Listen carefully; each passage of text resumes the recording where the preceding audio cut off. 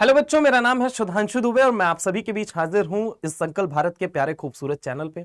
MCC की क्या कुछ नई गाइडलाइंस आई हैं जो कि आपको जानना बेहद जरूरी है, आपके लिए बहुत महत्वपूर्ण है। उन सारी बातों पे चर्चा करने के लिए अगर मान लीजिए राउंड 1 के अंदर आपने रजिस्टर किया और इन केस कि आप किसी भी कारणवश राउंड 1 के अंदर रिपोर्ट करने में असक्षम है, राउंड 1 में आप रिपोर्ट नहीं कर पाते हैं, तो आपको राउंड 2 के लिए कोई फ्रेश रजिस्ट्रेशन करने की जरूरत नहीं है, ऐसा एमसीसी ने कह दिया है। दूसरी चीज अगर यहां पे बात करता हूं कि राउंड 1 के अंदर मान लीजिए आप अपीयर होते हैं और आपको कोई कॉलेज अलॉट नहीं होता है, तो राउंड 2 के अंदर आपको अगेन कोई फ्रेश रजिस्ट्रेशन करने की कोई जरूरत नहीं है। ठीक इसी तरीके से राउंड 2 के अंदर मान लीजिए किसी ने फ्रेश रजिस्ट्रेशन किया और उसको कॉलेज अलॉट नहीं हुआ। अब कॉलेज अलॉट नहीं हुआ तो राउंड 3 के अंदर वो डायरेक्टली अपीयर हो सकता है, उसको फ्रेश रजिस्ट्रेशन करने की कोई जरूरत नहीं है। इनकेस अगर मैं बात करता हूं कि राउंड 3 की, तो राउंड 3 के अंदर क्या कुछ नई इंफॉर्मेशन है वो हम देख लेते हैं।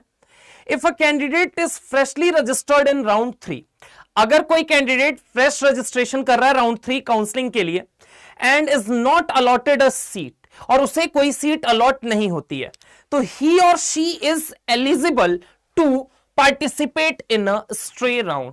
अब वो स्ट्रे राउंड में पार्टिसिपेट कर सकता है। स्ट्रे राउंड वो राउंड होगा जहां पे आपकी वेकेंट सीटें बच जाती हैं, जिसे फुलफिल किया जाता है।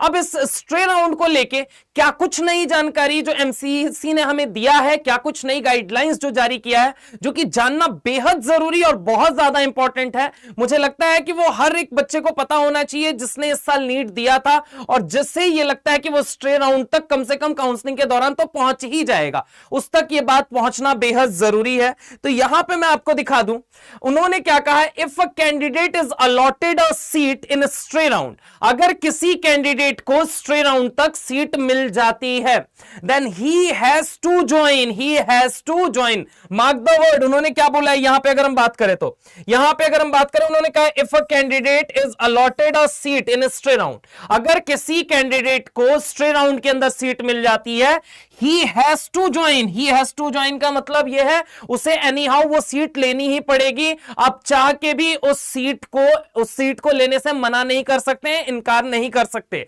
यहां पे अगर आप लेट सपोज सर हमने अगर ऐसा किया तो अगली लाइन क्या है, if the candidate does not join the allotted seat, he और she shall be debarred from the NEET examination, उससे 1 साल के लिए नीट देने का जो अपकमिंग ईयर्स है उसमें प्रतिबंधित कर दिया जाएगा, वंचित कर दिया जाएगा, उसे रोक दिया जाएगा। आप चाह के भी नीट एग्जाम अगले अपने 1 साल के लिए नहीं दे सकते हैं, और आपको पता है कि अगर आपने उस ईयर एमबीबीएस को ठुकराया तो नेक्स्ट ईयर एमबीबीएस आपको ठुकराने वाला है। जी, इसी के साथ ये कुछ महत्वपूर्ण जानकारियां जो मुझे आप तक पहुंचानी थी। धन्यवाद।